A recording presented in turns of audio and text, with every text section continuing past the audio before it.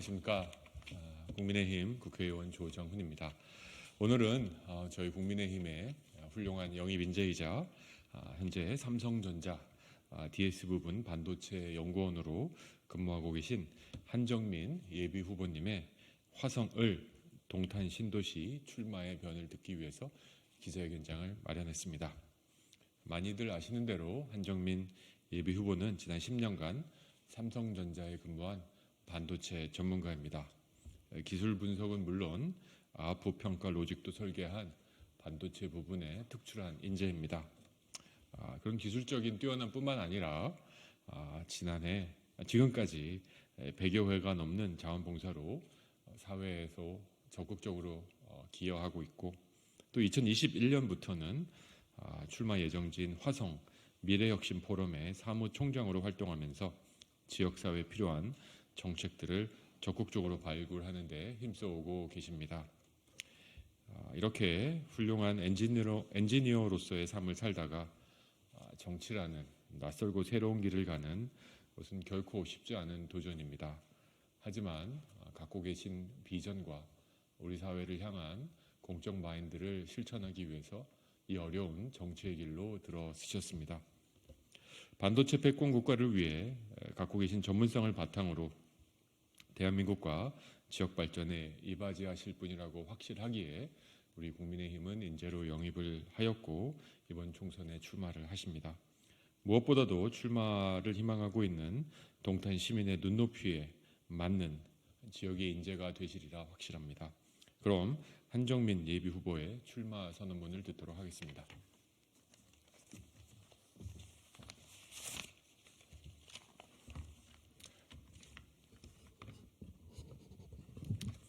안녕하십니까. 저는 삼성전자 10년차 엔지니어이자 화성을 예비후보 한정민입니다. 저는 오늘 대한민국과 동탄의 미래를 이야기하기 위해 나왔습니다. 지금 세계는 기술 전쟁 중입니다. 반도체를 중심으로 진행되는 미중 패권 전쟁은 한국의 국가 전략 산업인 반도체의 업황조차 위협하고 있습니다.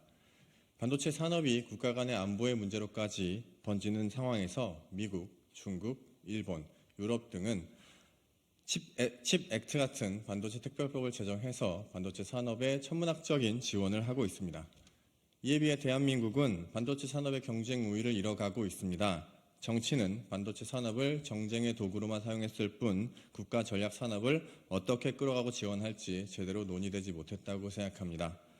첨단 기술 기반 수출 주도의 성장 구조로 한강의 기적을 이룬 대한민국이 미래의 성장 동력을 잃어가고 있는 것입니다. 그러나 정치의 역할은 국가의 미래를 준비하는 것이라고 생각합니다. 그래서 저는 국회에 진출하고자 합니다. 저는 반도체 투자 항목을 늘리고 세액공제 일몰 기한을 연장하는 조세 제한 특례법 개정안 통과를 적극 추진해서 우리 반도체 산업의 원가 경쟁력을 확보하겠습니다. 또한 규제 혁신을 통해 현재 정해진 것 외에는 전혀 할 수 없는 포지티브 규제 구조에서 금지된 행위가 아니면 모든 것을 할 수 있는 네거티브 규제로의 전환을 추진하겠습니다. 그렇게 우리 반도체의 창의 경쟁력 또한 확보하겠습니다. 그리고 기술 유출 중에 가장 많은 비중을 차지하는 반도체 기술을 보호하기 위해서 국가 첨단 전략 산업군 기술 유축 방지 기구를 설립을 추진하겠습니다. 그렇게 우리 반도체의 보안 경력도 강조하겠습니다. 반도체 산업 발전은 대한민국뿐만 아니라 제가 살아가는 동탄 1신도시에도 절실한 과제입니다. 동탄의 발전에는 대기업, 특히 삼성전자의 역할이 컸다고 생각합니다. 하지만 현재 삼성전자 화성 캠퍼스는 더 이상 예전만큼 인력과 자본의 유입이 어렵습니다. 양적 팽창을 할 수 없다면 질적 성장을 통해서 지속 가능성을 확보해야 합니다. 제가 제시하는 반도체 산업 육성 패키지들은 모두 동탄에 새로운 자본의 유입을 이끌어 도시의 질적 성장을 가져올 것입니다. 나아가 저는 용인 반도체 클러스터와의 교통 인프라를 강화하고자 합니다. 이에 동탄 부발선 신설을 적극 추진하고 고속도로 건설 및 용인과의 직행버스를 운행할 수 있도록 하겠습니다. 그렇게 두 반도체 산업 지역의 교류가 활발하게 된다면 그 또한 동탄에 새로운 자본과 인구가 유입되는 기회가 될 수 있을 것입니다. 동탄의 미래를 이야기하는데 교육이 빠질 수가 없을 것입니다. 저는 인재를 모으는 교육 인프라를 조성하겠습니다. 저는 동탄에 이미 잘 운영되고 있는 동탄국제고와 연계해서 초, 중 등 과정이 포함된 국제학교와 외국어 고등학교 설립을 추진하겠습니다. 이는 반도체 산업에도 필요한 외국어 역량을 갖춘 인재들을 지역에서 양성하는 일이 될 것입니다. 동탄에서 태어난 아이들이 미래 환경에 적합한 인재로 성장할 수 있도록 지원을 아끼지 않겠습니다. 또한 국가첨단전략산업법 제37조 6항에 첨단산업 맞춤형 고등학교 관련 조항에 근거해서 동탄의 반도체 특성화 고등학교 설립을 추진하겠습니다. 이는 동탄국제고 그리고 제가 추진하는 새로운 국제학교 등과 연계돼 동탄을 교육의 중심 도시로 만들 것입니다. 헌데 지금 동탄은 고등학교가 부족해서 중학교 졸업생들이 평택이나 안성 등 먼 다른 도시로 배치되는 일들이 벌어지고 있습니다. 저는 이 학생들의 교통 불편 문제를 해결하는 것부터 시작해서 인구 증감과 자동 연동해서 학교를 신설 폐교할 수 있는 근거 규정을 마련하고자 합니다. 단순히 학교만 짓고 나몰라라 하는 것이 아니라 먼 미래를 내다보는 넓은 시야에서 정책을 펴겠습니다. 그리고 동탄은 지금 화성시는 100만 화성시 특례시를 앞두고 있습니다. 저는 특례시다운 특례시를 준비하겠습니다. 동탄은 대규모 도시지만 행정체계는 중소도시의 틀을 유지하고 있습니다. 특히나 화성시청 출장소가 있는 동탄2와는 달리 동탄 1신도시 주민들은 행정의 접근성에 있어 매우 큰 불편을 겪고 있습니다. 저는 행정부와의 소통이 원활한 당의 이점을 살려서 동탄 1신도시에 구청을 유치하여 행정 격차를 해소하겠습니다.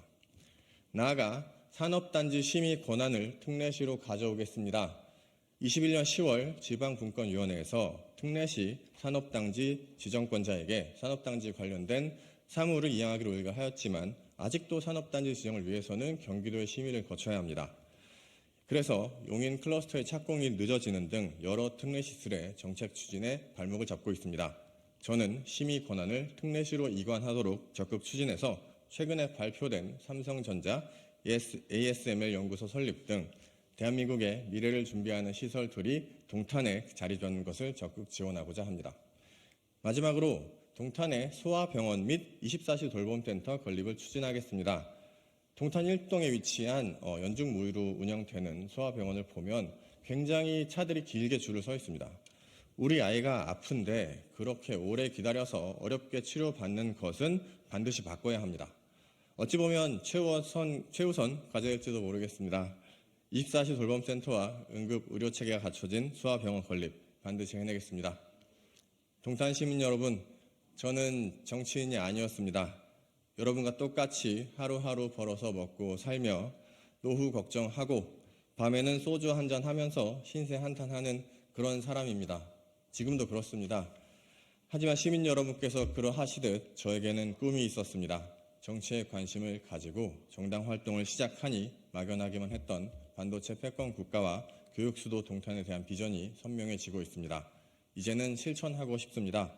여러분과 같은 입장에 섰던 동료 시민으로서 제 출발을 성원해 주시기 바랍니다. 이제 한 발자국 내딛는다고 생각합니다.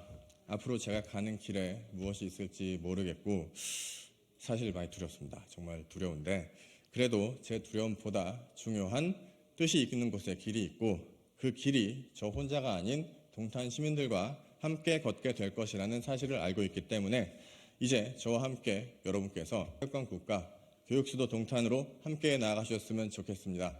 감사합니다.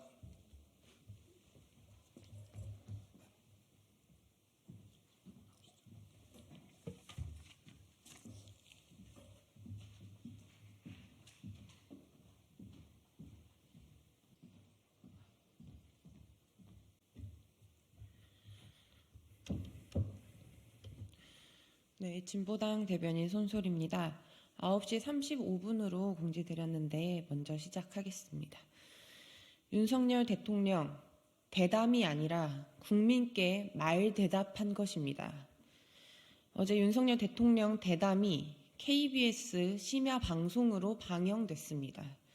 온갖 의혹에 자기 변명만 늘어놓은 윤석열 대통령의 말에 보는 국민들 속만 더 문드러졌습니다. 대담이 아니라 국민께 말대답한 것이나 마찬가지입니다.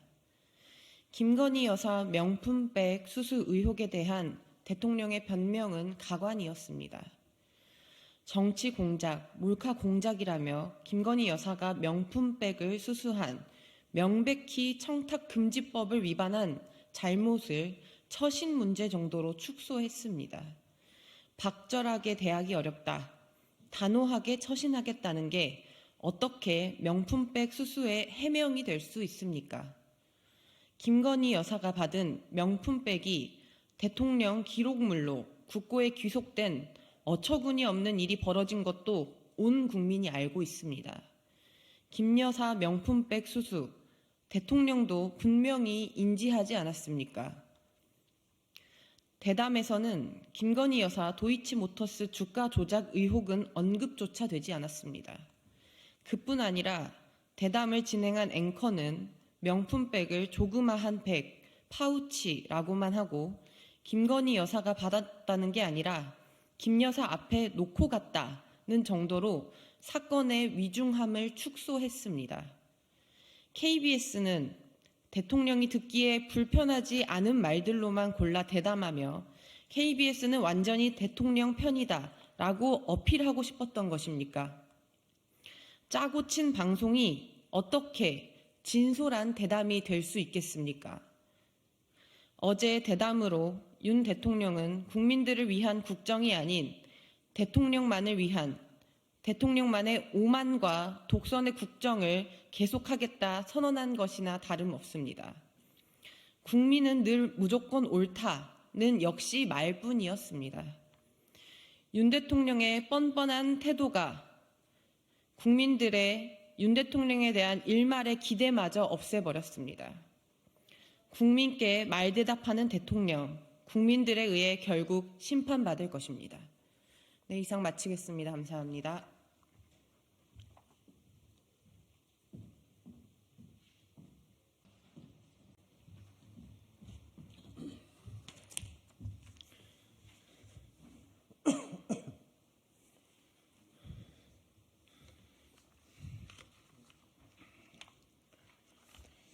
안녕하십니까 국민 여러분, 언론 종사자 여러분. 오늘 저는 정부의 2,000명 의대 정원 확대에 대한 새진보연합의 입장을 밝히기 위해서 이 자리에 왔습니다. 2,000명 정원 확대만 던진다고 공공의료 개선이 이루어지지는 않습니다. 안녕하십니까 새진보연합 선거대책위원회 정책본부장 오준호입니다. 정부가 의대 입학 정원을 내년부터 2,000명 늘리기로 했습니다. 고령 사회에 대비하고 지방 소멸을 막기 위해 의사수 확충이란 방향은 기본적으로 옳습니다. 하지만 의대 정원 확대는 의사수를 늘리는 방안 가운데 하나일 뿐입니다. 게다가 의사수를 늘리는 것조차 공공보건의료를 개선하기 위한 필요 조건일 뿐 충분 조건은 아닙니다. 국가가 의사를 확충해서 그 활용을 시장에만 맡겨두어서는 안 됩니다. 그러면 애초 목적과 달리 국민의 의료비 부담만 늘어날 뿐입니다. 의사 양성만 치중하고 의사 활용 계획이 없는 것이 정부 정책의 문제점입니다.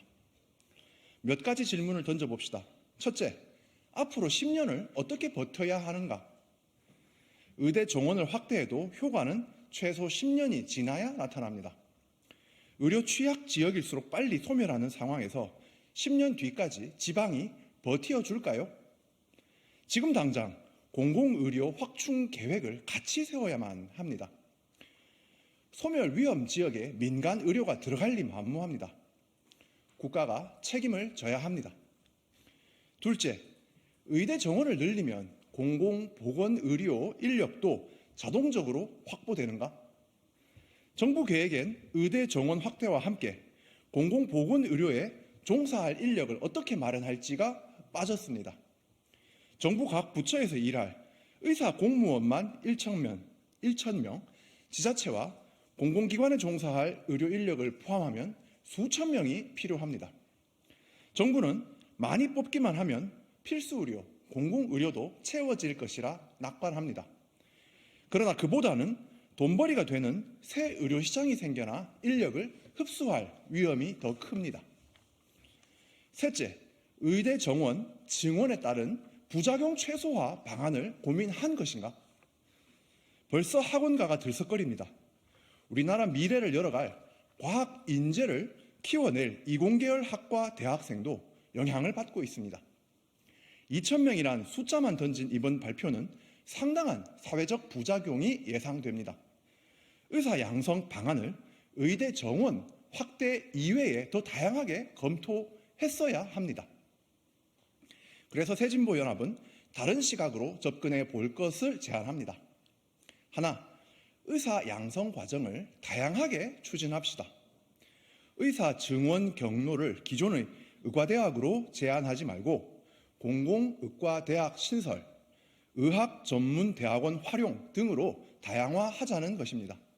그러면 의대 정원만 갑자기 늘릴 때 생길 사회적 부작용을 최소화할 수 있습니다. 둘, 공공의료 인프라 확충에 재정을 더 지원합시다. 향후 10년 동안 정부는 공공보건의료 예산을 과감히 늘리고 특히 의료 취약 지역의 공공의료 인프라를 우선 지원해야 합니다. 의사의 지역 근무 여건도 개선합시다.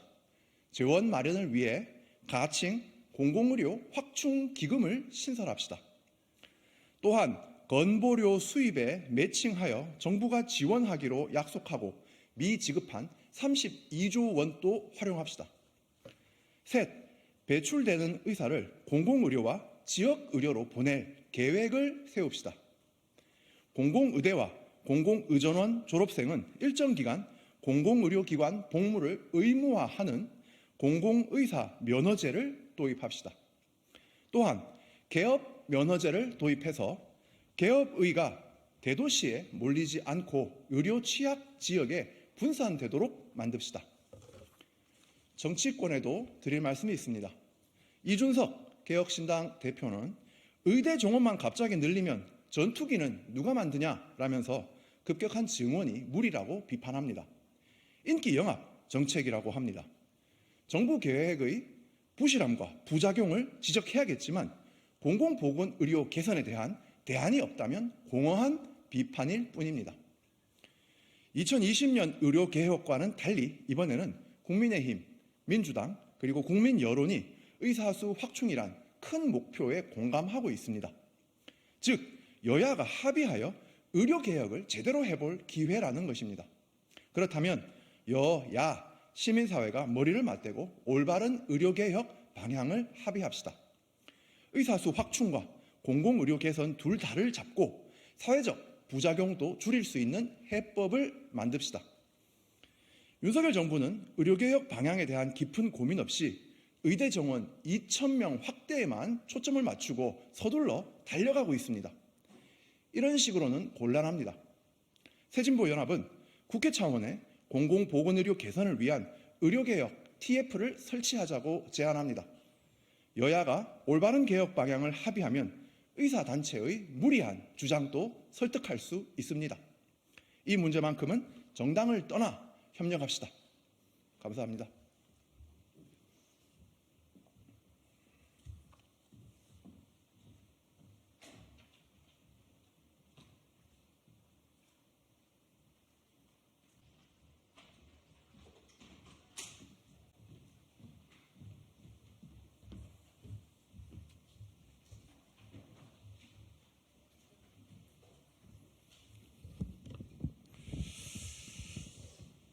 반갑습니다.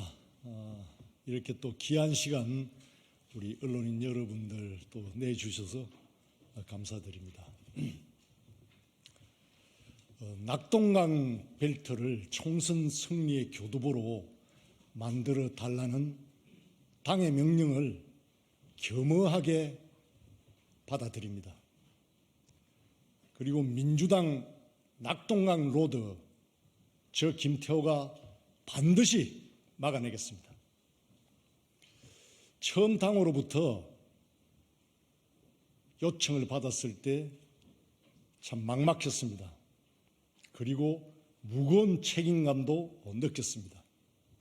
동시에 고향을 끝까지 지키겠다는 약속을 저버리지는 않나 고민이 커졌습니다. 거대 야당의 행포로 우리 대한민국이 한 발짝도 지금 미래로 나가지 못하고 있는 이 암담한 현실 앞에서 저는 단호하게 결심했습니다. 낙동강을 지키는 것이 고향을 지키고 이 나라를 지키는 길임을, 그리고 저 김태호가 비켜나갈 길은 없다고 저는 판단했습니다. 저는 비장한 마음으로 말씀드립니다. 낙동강의 최전선 양산에 제 모든 것을 던지겠습니다. 감사합니다.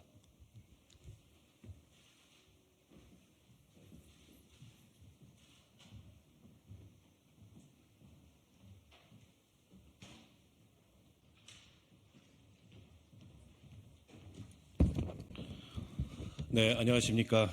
새로운 미래 책임위원 겸 수석대변인을 맡고 있는 박원석입니다. 오늘은 시흥발전연구원 대표로 일하고 계시는 김상욱 대표님의 민주당 탈당 및 새로운 미래 입당 기자회견을 진행하겠습니다. 우리 김상욱 대표께서는 국정원에 오랫동안 근무를 하셨고 2009년에 2007년 맞습니까? 2009년에 부의사관으로 퇴직을 하셨습니다. 그리고 여러분 잘 아시다시피 2012년 이 18대 대선 당시에 국정원의 댓글 공작을 폭로하면서 세상에 많이 알려지셨고, 최근까지 민주당 당적을 가지고 지난 정부 시절 김부겸 총리의 자문위원 단장을 맡아서 활동을 해오셨습니다. 그동안에 이제 민주당 내에서 여러 가지 부당함과 부조리함을 지적을 하고 또 문제 제기를 하다가 이대로는 안 되겠다 싶어서 오늘 민주당을 탈당하고 새로운 미래에 입당하는 이렇게 입당의 변을 말씀해 주시겠습니다. 바로 그럼 김상욱 대표 말씀 듣겠습니다. 안녕하십니까, 김상욱입니다. 아첨꾼만 득실되는 이재명 사당 더불어민주당의 참담한 현실을 규탄한다. 현재 대한민국은 국방, 외교, 국민 경제의 3대 축이 검찰 독재의 무능력에 의해 끝없는 나락으로 추락하고 있습니다. 더불어민주당은 당대표를 방탄하느라 더 빠르게 추락하고 있습니다. 대한민국 헌정사의 민주주의 뿌리와 가치가 이재명 더불어민주당 체제에서 부정되고 있습니다. 얼어붙은 민생 경제의 혹독한 추위도 삼동의 칼바람 끝에 서 있는 국가 경제의 심각한 위기도 체감조차 하지 않으려 하고 있습니다. 오직 민주당에서 누릴 수 있는 금배지의 기득권만 지키는 데 혈안이 되어 편법과 편승, 편가르기만을 일 삼으면서도 부끄러움조차 모르는 후안무치한 정치의 극치를 보여주고 있습니다. 저는 1990년부터 2009년까지 국가정보원에서 근무했습니다. 근무 당시인 1998년 김대중 대통령님에 대한 무자비한 북풍 공작을 저지함으로써 600년 만의 수평적 정권 교체에 초석을 다진 사람입니다. 그 대가로 국정원 근무 기간 중 5번의 강제 인사 조치를 당하다가 이명박 정권 당시 퇴직했습니다. 2012년 12월 당시 국정원 댓글 사건이라는 국가기관의 선거 공작을 세상에 폭로한 후 박근혜 정권으로부터 정치 탄압의 표적이 되어야 했습니다. 국정원 댓글 사건에 대해 2심에서 무죄 판결이 나자 검찰에 의해 먼지털이식 기획수사의 대상이 되어야 했고, 그로 인해 공무담임권과 비선거권 박탈의 10년 세월을 견뎌야 했습니다. 그 10년 정치 탄압의 실체와 그로 인한 개인적인 핍박의 과정을 분명하고도 설득력 있게 소명하였음에도 더불어민주당이 공천 검증 과정에서 저에게 부적격 판정을 내린 이유는 단 하나, 조정식 사무총장의 지역구인 시흥을 지역에 공천 신청을 했기 때문입니다. 이제 저는 정보기관원 신분을 가지고도 사랑해왔던 민주당을 위한 애정과 헌신을 거두고자 합니다. 지난 2년간 경기도 시흥에서 민주당의 가치를 전파하기 위해 함께 뛰던 민주당 동지 300여 명과 함께 오늘 탈당하겠습니다. 이제 저는 대한민국의 미래와 시흥 시민의 희망을 위한 새로운 선택과 헌신을 실천하고자 합니다. 김대중, 노무현 정신을 계승하고 있는 새로운 미래에 입당하여 정권 교체를 위해 반드시 필요한 검찰 독재의 무능과 허상을 깨뜨리는 저격수가 될 것입니다. 또한 2년 동안 정적 죽이기와 방탄에만 올인해온 양대 거대 정당을 침몰시키는데 선봉에 서겠습니다. 감사합니다.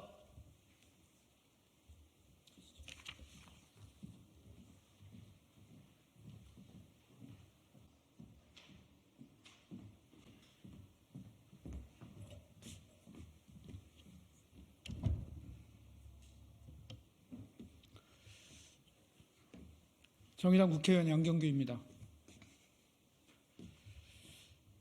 공식 기자회견문 참고해 주시기 바라고요. 소회와 함께 회견문은 축약하도록 하겠습니다. 어제 산업재해 사망사고가 발생한 인천 현대제철을 찾았습니다. 노동자가 유독가스에 노출되어서 1명이 사망하고 6명이 부상을 입은 사고였습니다. 바로 5일 전까지 세상을 쥐락펴락하는 양당이 50인만 중대재해처벌법을 유예하느니 많이 하던 끝에 간신히 시행이 되기는 했습니다. 그렇지만 여전히 죽음이 노동자의 곁을 떠나지 않고 있음을 확인한 사고였습니다. 어제 KBS 특별대담에서 윤석열 대통령은 50인 미만 사업장 중대재해처벌법에 대해서 또다시 유예를 이야기했습니다. 처벌 수위가 높고 이 법이 시행되면 중소기업들이 파산할 것이라고 하는 이야기를 했습니다. 참으로 노동 현실을 이렇게도 모를 수 있는가 싶은 발언이었습니다. 1년에 2,000명이 죽는 나라입니다. 20년 동안 아프가니스탄 전쟁에서 미군이 죽은 전사자의 숫자와 똑같습니다. 있을 수 없는 통계입니다. 노동자의 죽음이 시대의 풍경이 되고 있습니다. 일상이 되고 있습니다. 전쟁 같은 노동이라는 말이 결코 허투루 들리지 않는 시대입니다. 올해 들어 산업 현장에서 정말로 죽음의 행렬이 이어지고 있습니다. 지난 5일 HSG 성동조선에서 크레인 사고로 1월 12일, 24일 하나오션에서 그리고 1월 19일 삼성중공업에서 노동자들의 재해 사망 사고가 발생했습니다. 국회의원으로서 한없이 부끄럽습니다. 40년 동안 노동운동에 언저리를 서성이며 무엇을 했나 싶기만 한 자괴감이 밀려옵니다. 돌아가신 분은 34살의 청년이었습니다. 이 시대 34살의 청년의 일터는 전쟁터였습니다. 자신의 삶과 함께하는 가족을 위해서 세상을 향해서 조금 나은 세상을 향해 싸우던 이 노동자는 그 싸움에서 지고 말았습니다. 어쩌면 오늘 노동자들은 세상을 향해 싸우는 게 아니라 끝없이 싸움을 걸어오는 세상에게 밀리고 있는 것인지 모르겠습니다. 참으로 안타깝습니다. 사고 현장 방문해서 사측과 노동조합, 노동부 책임자들을 만나서 사건의 내용과 향후 대책에 대한 의견을 들었습니다. 사고가 난 인천 현대제철 스테인리스 스틸 생산공장은 작년에 생산 라인이 폐쇄됐습니다. 그렇게 되다 보니 사측은 전격적으로 구조조정과 그리고 전환 배치를 할 수밖에 없었고 이 과정에서 안전관리 업무를 소홀히 했습니다. 안전관리 책임자의 보직을 해임했지만 그 후임 안전관리 책임자를 선임하는 데 있어서 얼렁뚱땅 넘어갔습니다. 이에 대한 노동조합의 수차례의 시정 조치를 외면했습니다. 정의당은 이런 일들이 벌어졌던 관련 자료들을 확보하고 있습니다. 한마디로 말해서 이번 사고는 인재입니다. 노동부 보고를 받았지만 노동부 보고는 190글자 한쪽 아니 반쪽에 불과한 보고였습니다. 어찌 이와 같은 산업재해에 대한 사망에 대한 보고서가 190쪽에 190글자 반쪽의 보고서밖에 없단 말입니까? 경찰과 노동부의 조사가 이어지겠지만 저는 이것이 중대재해라는 점을 부정할 수 없다고 보고 있습니다. 유독 현대제철에서 지난 몇 년간 중대한 재해사고, 중대재해가 계속 발생하고 있습니다. 이번에야말로 이 죽음을 끝내야 됩니다. 계속해서 이어지고 있는 이유는 바로 이런 문제에 대한 발본적인 대책을 세우지 않았기 때문입니다. 이번에야말로 철저한 조사와 책임 소재 규명 그리고 재발 방지책을 분명하게 마련해야 할 것입니다. 정의당은 특별 근로감독을 요청합니다. 또한 산업안전보건법상 중대재해 대응 및 예방정책의 일원으로 작성되는 재해조사 의견서 공개되어야 합니다. 그동안 이 의견서는 수사자료라는 이유로 공개되지 않았습니다. 그래서 사고의 전말을 확보할 수 없고 이로 인해서 이후에 예방대책을 세울 수 있는 조건도 만들지 못했습니다. 미국은 안전보건청 홈페이지에 사고가 발생한 사업체 이름, 노동조합 유무, 업종, 사고, 그런 유형 원인들을 상세하게 공개하고 있습니다. 산업 현장의 안전을 위해 재해조사 보고서 공개돼야 합니다. 녹색정의당은 모든 산업 현장의 중대재해 사건에 대해서 특별본부를 구성할 계획입니다.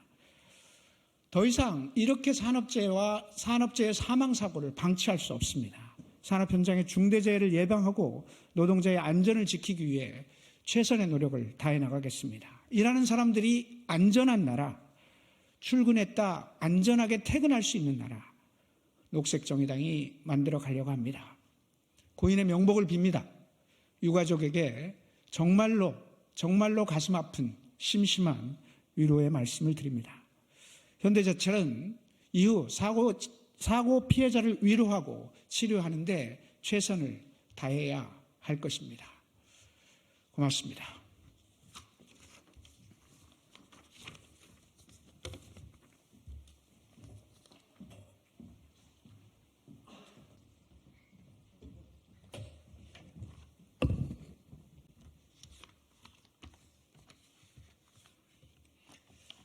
더불어민주당 원내대변인 이모경입니다.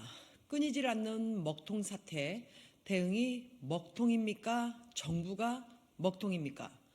국토부의 부동산 거래 전자계약 시스템 홈페이지가 7일 5시간가량 먹통이 되는 사태가 벌어졌습니다. 부동산 온라인 계약 서비스를 이용하려던 시민들은 홈페이지가 먹통이 되는 바람에 발만 동동 굴렀습니다.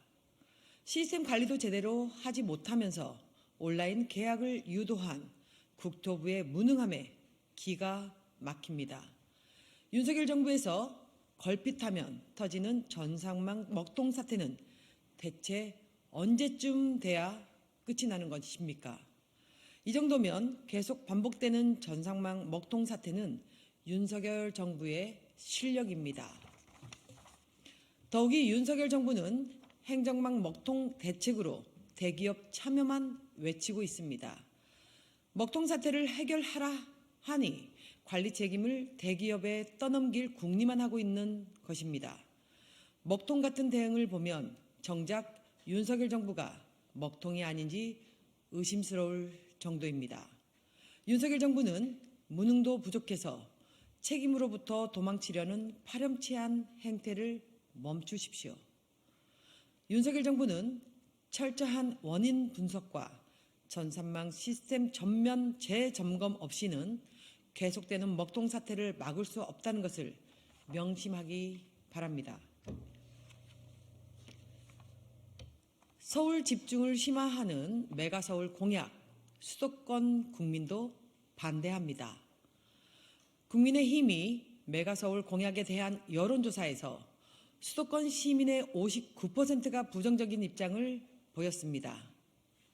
2배 가까운 수도권 국민께서 서울 집중을 심화시키는 여당의 메가서울 공약에 반대하고 있습니다.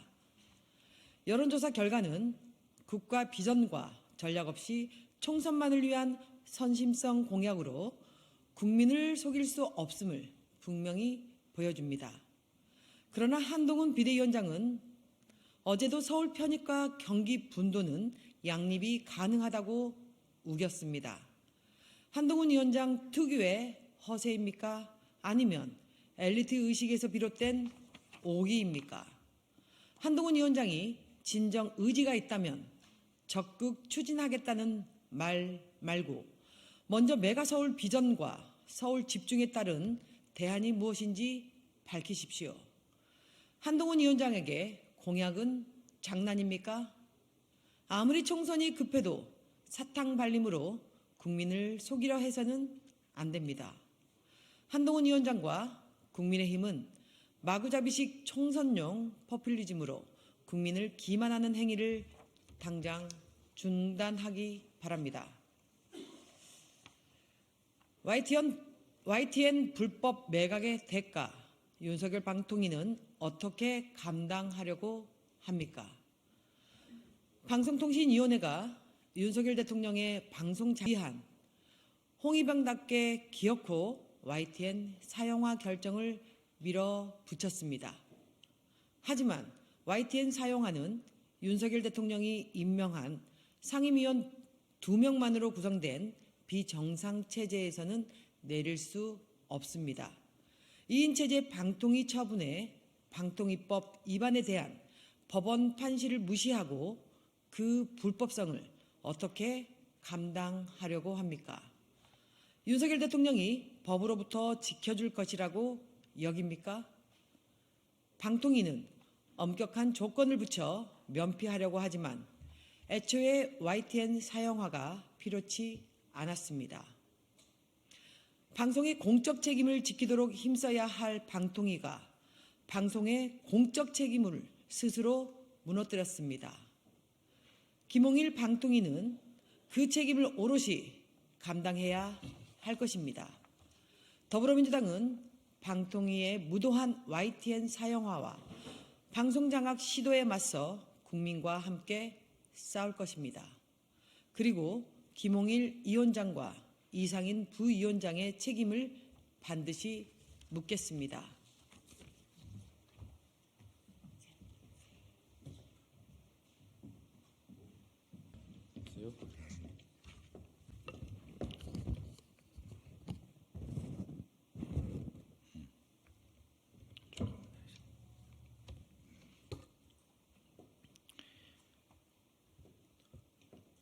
네, 안녕하십니까. 더불어민주당 박성준 대변인입니다. 브리핑하겠습니다.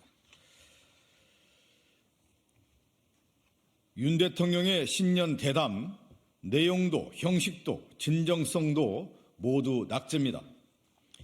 윤석열 대통령의 신년 대담은 과연 대한민국의 모든 공직자를 통솔하는 대통령이 맞는지 의문을 갖게 합니다. 일선 공무원들이 뇌물을 받아도 민원인들을 박절하게 대할 수 없어서입니까?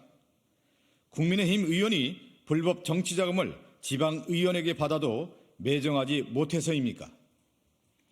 공직기강을 바로 세워야 할 대통령이 뻔뻔한 주장으로 배우자의 비위를 다시 한번 하겠습니다.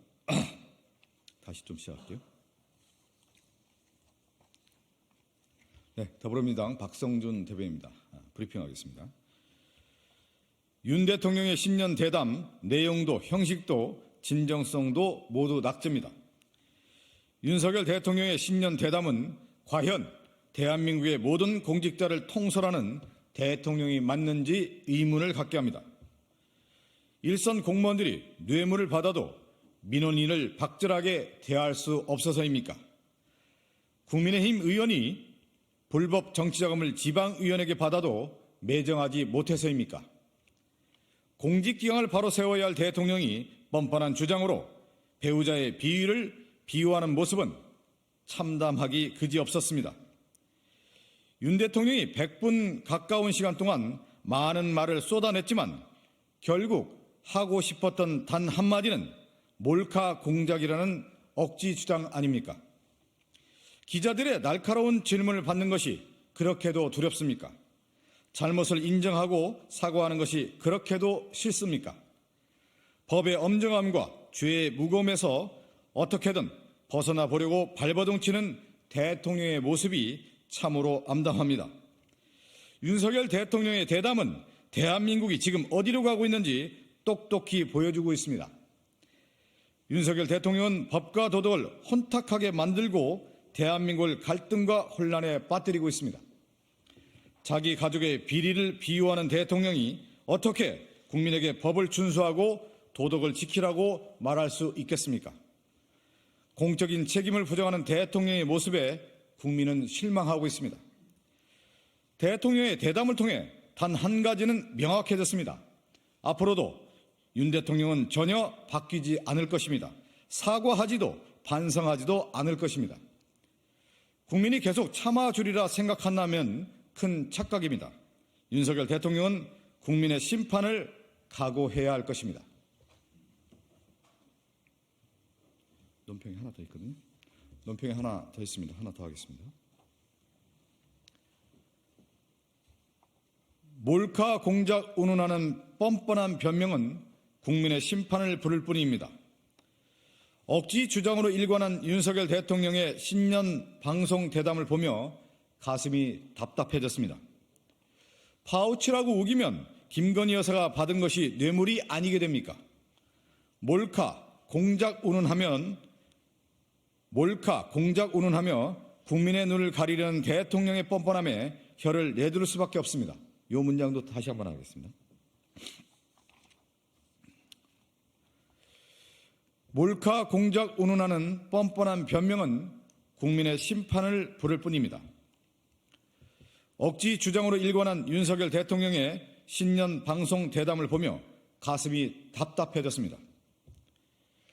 파우치라고 우기며 처음부터 물 좀 한 잔만 줄래?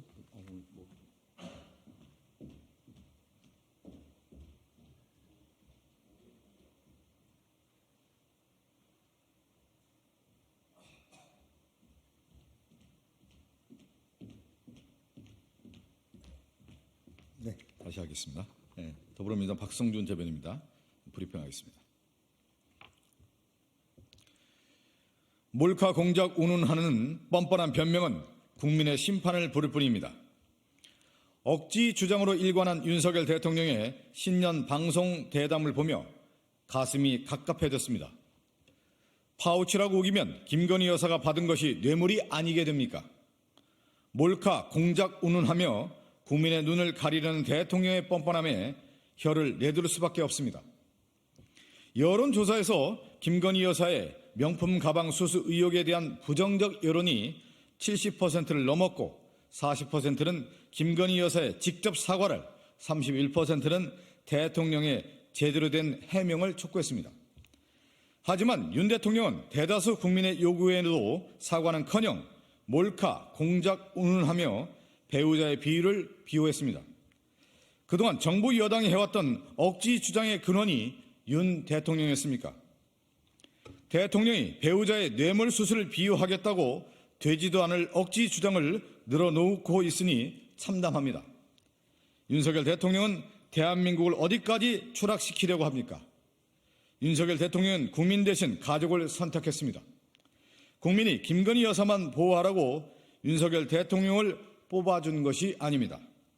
더욱이 자신의 가족을 지키기 위해 국민을 편가르고 싸움 붙이는 윤석열 대통령의 행태는 나쁜 정치의 표본 그 자체입니다.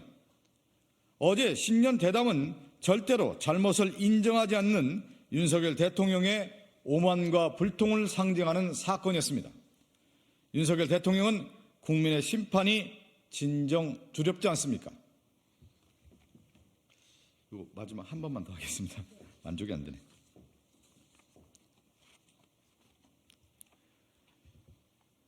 몰카 공작 운운하는 뻔뻔한 변명은 국민의 심판을 부를 뿐입니다. 억지 주장으로 일관한 윤석열 대통령의 신년 방송 대담을 보며 가슴이 갑갑해졌습니다. 파우치라고 우기면 김건희 여사가 받은 것이 뇌물이 아니게 됩니까? 몰카 공작 운운하며 국민의 눈을 가리려는 대통령의 뻔뻔함에 혀를 내두를 수밖에 없습니다.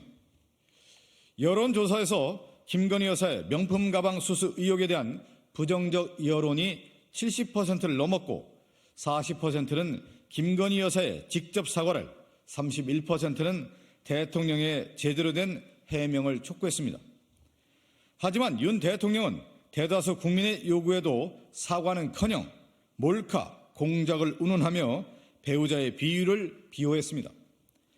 그동안 정부 여당이 해왔던 억지 주장의 근원이 윤 대통령이었습니까?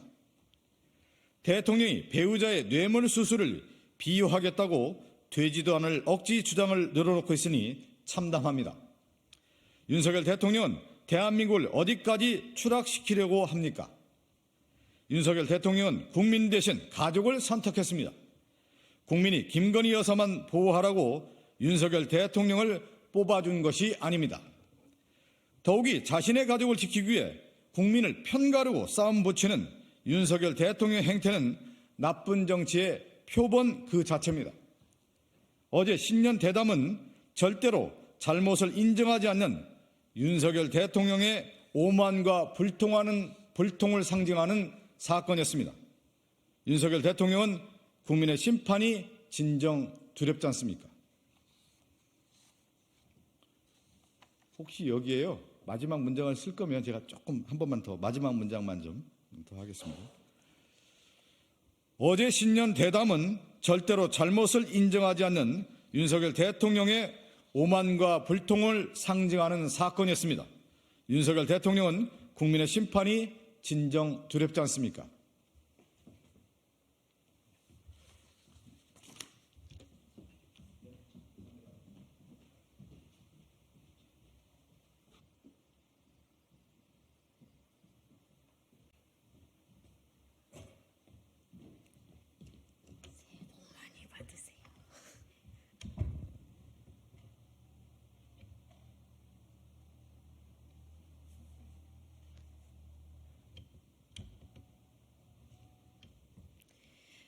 안녕하세요. 녹색정의당 대변인 김민정입니다.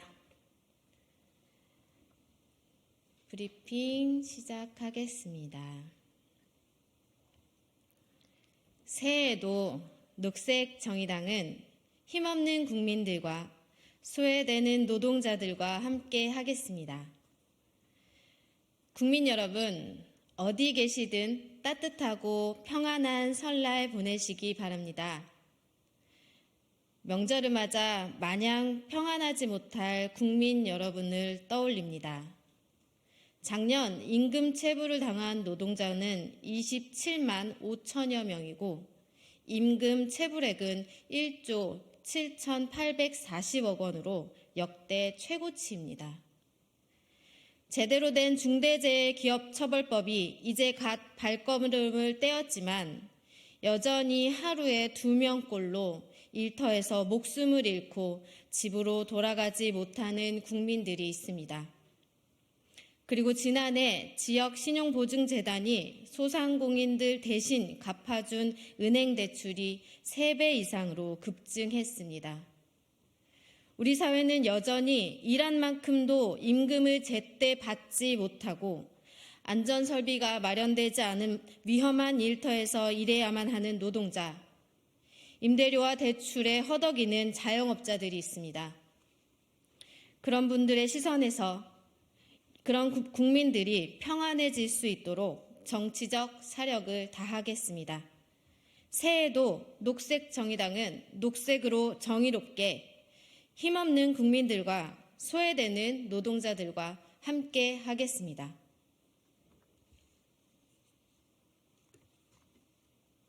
다음 브리핑입니다. 미추홀구 전세사기 주범 선고, 전세사기 특별법 개정이 함께 되어야 합니다. 미추홀구 전세사기 주범에게 1심 재판부가 징역 15년을 선고했습니다. 사기죄 법정 최고형이라고는 하나 전세사기 피해로 목숨을 끊은 4명의 청년들을 생각하면 너무나 미미한 형량입니다. 피해자들과 그 가족에게 심심한 위로를 전합니다. 인간 생존에 있어 기본권인 주거권, 그 주거 안정을 뿌리부터 파괴하는 전세 사기 범죄는 중형으로 다스려야 합니다. 녹색정의당은 집단적인 사기 범죄에 대한 처벌 규정을 검토하고 형량을 현실화하기 위해 노력하겠습니다. 범죄자를 단죄하는 것만큼이나 전세 사기 피해자의 피해를 회복하는 일이 중요합니다. 인천과 서울에서 시작된 전세 사기 피해는 대전, 대구, 부산, 전국으로 확산되어 있고 피해자의 70% 이상이 40대 미만 청년에 집중되어 있습니다. 전세 사기 피해자들이 피해본 전세금은 그들의 삶의 전부였고 미래였습니다. 피해자들이 삶을 계속 이어갈 수 있도록 피해 회복 방안을 구체적 법안에 명명해야 합니다. 정의당 심상정 의원은 전세 사기 특별법 개정안을 발의하여 피해자들의 실질적 구제를 위한 선구제 후 회수, 파산 회색 면책, 퇴거 방지, 피해주택 관리 등을 주장했습니다. 마치 지옥 같은 심정일 피해자들을 구제하기 위한 전세 사기 특별법 개정안 반드시 통과시킬 것을 약속드립니다.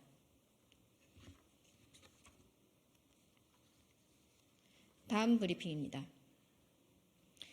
끝끝내 사과 안 한 윤 대통령의 대담, 성난 민심에 기름 붓는 꼴입니다. 혹시나 했는데 역시나였습니다. 어제 윤석열 대통령은 KBS 대담에서 배우자 김건희 여사의 디올백 논란에 아쉽다며 끝끝내 국민에 사과하지 않았습니다. 설 연휴 전 성난 민심을 잠재울 목적이었겠지만 오히려 기름만 부은 꼴이 되었습니다. 윤 대통령은 김건희 여사가 매정하게 끊지 못해 아쉽다라고 했습니다. 김건희 여사의 도이치모터스 주가 조작 사건의 특검법에는 단칼에 거부권을 휘두르더니 디올백 논란은 배우자가 매정치 못해 아쉽다는 것이 말이나 되는 일입니까?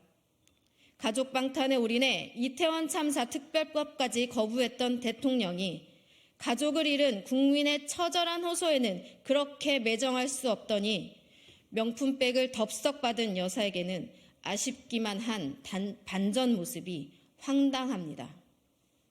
윤석열 대통령은 진실을 호도하고 민심을 외면하지 말고 분명하고 명확하게 김건희 여사의 논란에 대해 답을 내놓기 바랍니다. 거센 민심의 저항이 바로 대통령실 앞에 있습니다. 이상입니다. 맞습니다. 수고하셨습니다.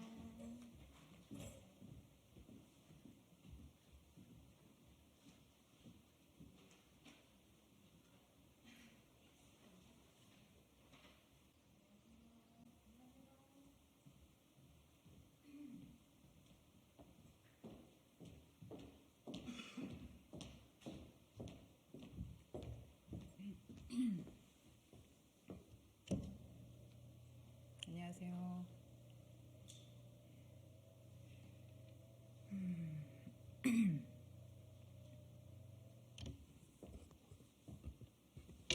네, 안녕하세요. 새해 복 많이 받으시기 바랍니다. 네, 국민의힘 대변인 김예령입니다. 오늘 말씀드릴 논평은 민주개혁진보선거연합 죄송합니다. 다시 하겠습니다. 민주개혁진보선거연합, 그 이름이 아깝습니다. 민주개혁진보선거연합, 단어 하나하나에 담긴 의미가 아깝습니다. 지난 총선에서 반민주적 의회 폭거로 탄생한 선거법을 이재명 대표 개인의 심기에 맞춰서 이번에도 하겠다면서 퇴행을 앞장서서 주도하고 있는 정당이 민주, 개혁, 진보를 후안무치에 기가 막힐 따름입니다. 비례대표 명단도 마음대로 하고 싶으나 사다리 날 게 분명하니 마지못해 진보 진영의 맏형을 운운하면서 비례의석 몇 개를 짬짬이로 나눠주고 달래겠다는 의도인데 그 속이 훤히 들여다 보입니다. 비례의석 순번과 지역구 배분에 대한 이대표식 정략적 계산은 민주주의에 꽂힌 선거와 유권자들을 기만하는 아주 나쁜 버릇입니다. 자녀 입시 비리로 법적 책임을 져야 할 사람이 비사법적 명예회복의 수단으로 삼고 돈봉투를 뿌린 혐의로 감옥에 있는 이도 올라타겠다는데 이것은 선거연합이 아니라 법치농단, 도덕상실연합 아니겠습니까? 찐명 중에 찐명으로 알려진 김남국 의원도 코인 투기당을 만들어서 합류하지 않을까 우려됩니다. 차라리 내 사법 리스크 방탄을 해줄 호위무사 151명을 공천할 것이다. 이렇게 솔직하게 고백하시는 게 어떨까 싶습니다. 21대 국회에 수준 낮은 위성 정당을 타고 들어와 저질 정치의 끝을 보여준 이들이 최강욱, 김의겸, 윤미향 의원 같은 분들입니다. 이번에도 이런 의원들을 또 봐야 하는 겁니까? 위성 정당 금지, 불체포 특권 포기, 증오의 정치 종식 등 민주당의 사탕 발림을 국민들은 기억하고 계십니다. 그때는 그때고 지금은 지금이다라면서 모르쇠로 돌아설 이재명 대표와 민주당을 국민들이 심판해 주실 것입니다. 민주주의가 후퇴되는 일을 반드시 막아야만 합니다. 감사합니다. 고맙습니다. 감사합니다. 새해 복 많이 받으세요.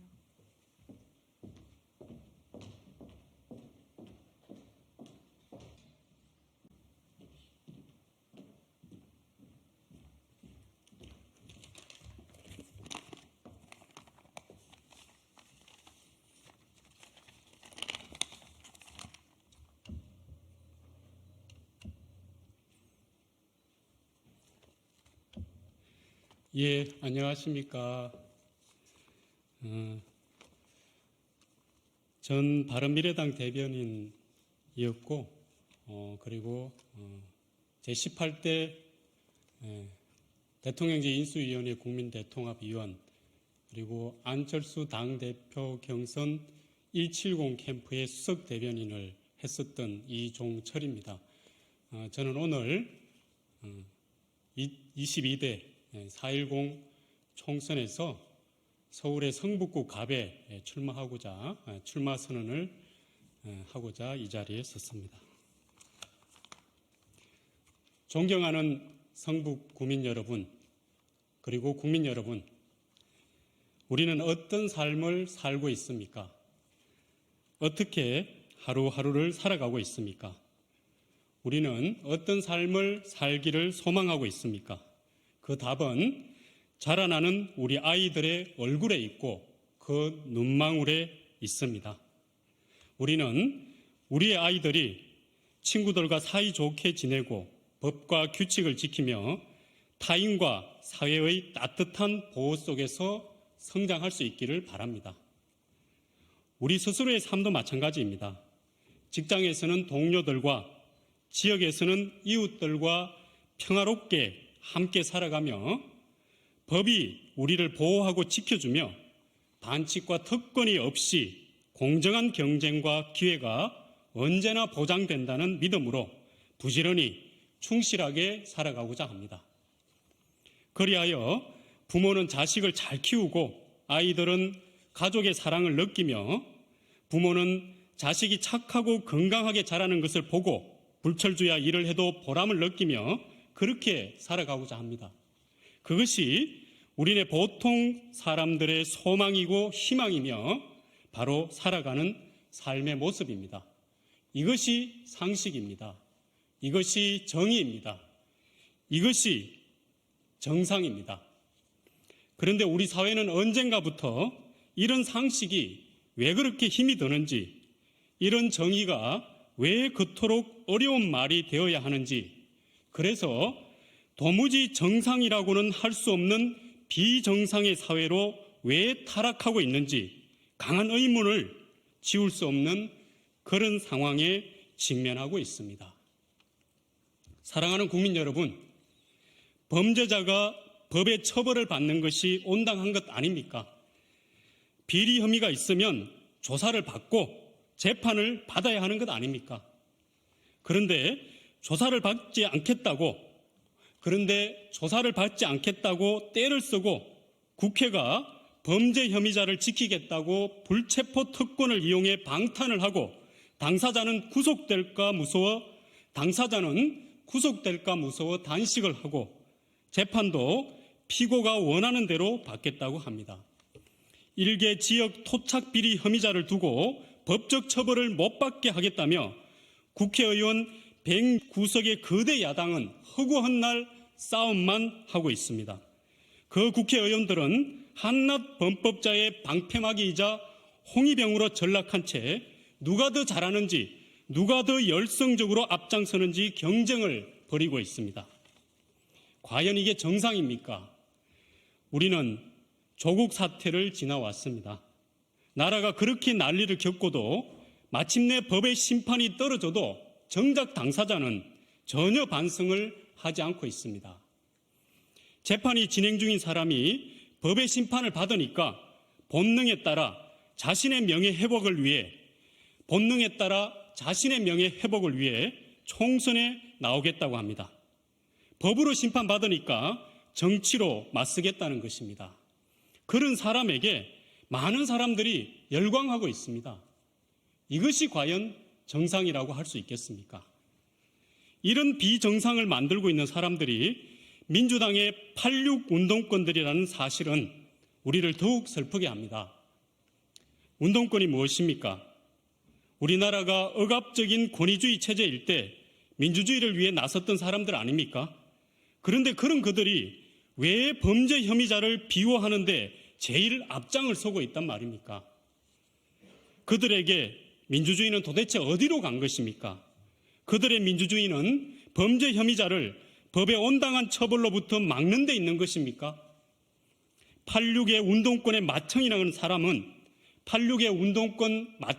사람은 전당대회 때 돈봉투를 뿌리고도 축제를 즐겼을 뿐인데 내가 무슨 잘못을 했냐고 합니다.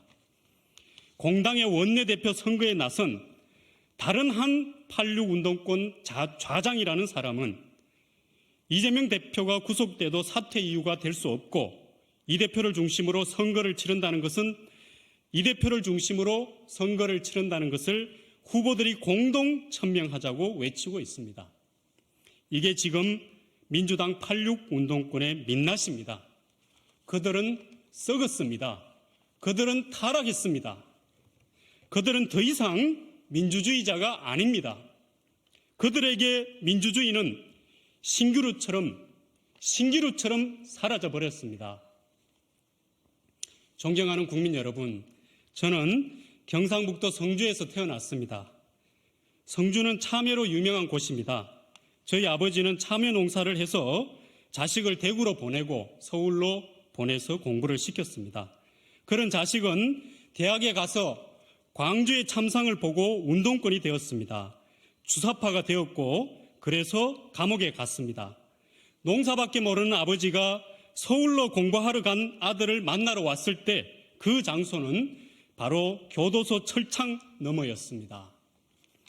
감옥을 나온 후 북한에서 갑자기 수백 명, 수천 명씩 남한으로 들어온 탈북자들을 만나면서 내가 뭔가 잘못 생각하고 있었구나라는 것을 깨달았습니다. 그 후 그는 민주당의 선배들과 결별했습니다. 통합진보당의 과거 동지들과도 결별했습니다. 그리고 그 사람은 북한 동포들의 인권을 위해 활동했고 10수년간 시민운동을 했습니다. 바로 그 사람인 제가 어렵게 시민운동을 하는 동안 민주당의 선배들은 국회의원을 몇 선씩 하고 있었습니다. 그런 그들은 저를 변절자라고 했습니다. 그런 그들은 저를 비난하며 통합진보당을 옹호했습니다. 저는 사상과 이념을 떠나 그들이 최소한 민주주의자로는 남기를 바랬습니다. 적어도 그들이 거리에서 투쟁하며 이루고자 했던 민주주의, 타는 목마름으로 외쳤던 그것만은 저버리지 않기를 바랬습니다. 왜냐하면 그렇지 않으면 너무나 많은 사람들이 슬퍼할 것이기 때문입니다. 그들을 믿고 지지했던 많은 동료들이 슬퍼할 것이고 그들을 믿고 나라와 역사를 맡겼던 많은 국민들이 허탈할 것이며 대한민국의 역사와 미래는 갈 길을 잃고 방황할 것이기 때문입니다. 그들의 왜곡과 굴절 앞에서 건강한 상식을 가진 우리 모두는 좌절하고 절망할 수밖에 없기 때문입니다. 그래서 적어도 그들이 민주주의만큼은 저버리지 않기를 바랬습니다. 그러나 그들은 끝내 민주주의를 저버렸습니다. 지난 20여 년 동안 그 실망은 점점 커져갔고 최근에는 그 절정을 치달았으며 이제는 절망의 구렁텅이로 내달리고 있습니다. 더욱이 그들은 그들 자신이 무엇을 잘못했는지도 전혀 모르고 있습니다. 국민들이 그들에게 무엇을 실망했는지도 전혀 알아채지 못하고 있습니다. 이것은 크나큰 비극입니다. 저는 이 비극을 바로잡기 위해 바로 오늘 이 자리에 섰습니다. 존경하는 국민 여러분, 성북 구민 여러분, 저는 이번 총선에서 성북구 갑에 출마하고자 합니다. 저는 25년 전 저의 심장으로 제가 20대 때 학생운동을 했던 고려대학교가 있는 성북구에서 이번 총선에 출마하고자 합니다. 오늘도 모교의 교정에는 젊은 후배들이 싱그러운 웃음을 헛부리며 황금 같은 청춘의 시절을 보내며 학업에 열중하고 있습니다. 저는 이 후배들의 눈에서 정의를 봅니다. 상식을 봅니다. 저는 이 후배들에게, 이 정의로운 20대에게 비정상이 아닌 정상의 사회를, 정의로운 대한민국을 보여주고 싶습니다. 20대의 학생운동을 하며 저는 성북구에 있는 동덕여자대학교, 국민대학교, 서경대학교, 성신여자대학교, 한성대학교, 한국종합예술대학교를 모두 다니며 시위를 했습니다. 기름동, 도남동, 동선동, 동소문동, 보문동, 삼선동, 석관동, 성북동, 안암동, 월곡동, 장위동, 정릉동, 종암동, 그 좁은 골목들을 뛰어다니고 그 높다란 언덕을 오르내렸습니다. 그때 우리는 함께 꾼 꿈이 있었습니다. 지금은 40대가 되고 50대가 된 우리 세대의 그 젊은 날의 꿈이 바로 지금 20대의 청춘을 살고 있는 우리 후배들의 꿈과 결코 다르지 않다고 저는 생각합니다. 저는 이 20대 젊은이들에게 그 꿈을 보여주고 싶습니다. 그 꿈이 실현되는 대한민국을 보여주고 싶습니다. 그러나 민주화를 위해 투쟁했다는 선배들이 그 꿈을 산산조각 내고 있습니다.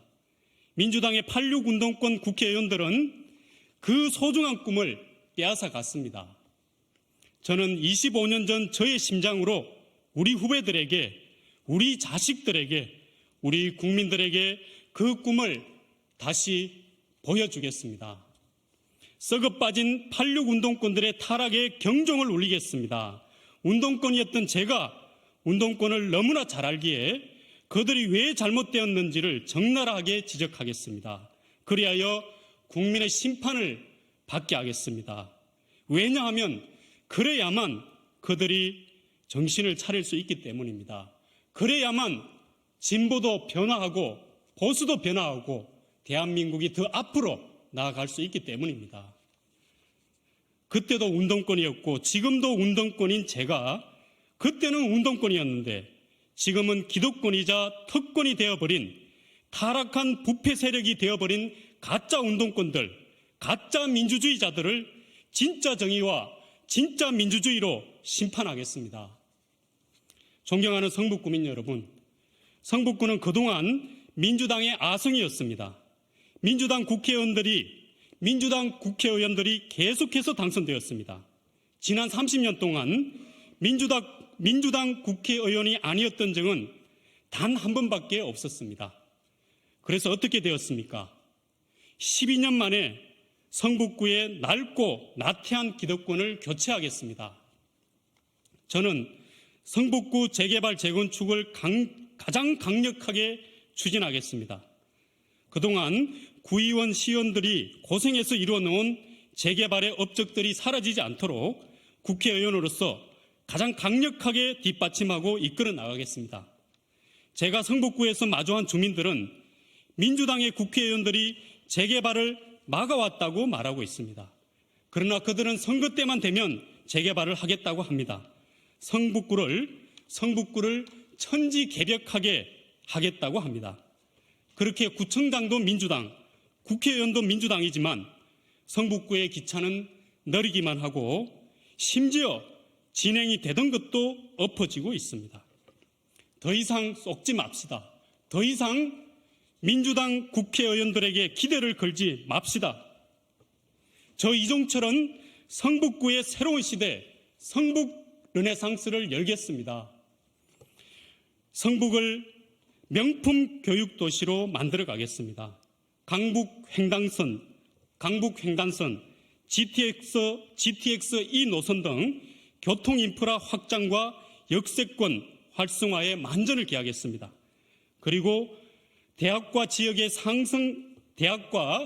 상생 발전을 고리로 해서 4차 산업혁명과 문화 콘텐츠를 중심으로 한 최첨단 문화 클러스터 종합계획을 추진하겠습니다. 성북 발전, 새시대 새인물, 새일꾼 이종철이 성북구를 바꾸어 놓겠습니다. 바꾸어야 바뀝니다. 바꾸어 주십시오. 이종철이 성북이 바라던 그 변화를 반드시 실현하고 보여드리겠습니다. 예, 이상입니다. 고맙습니다.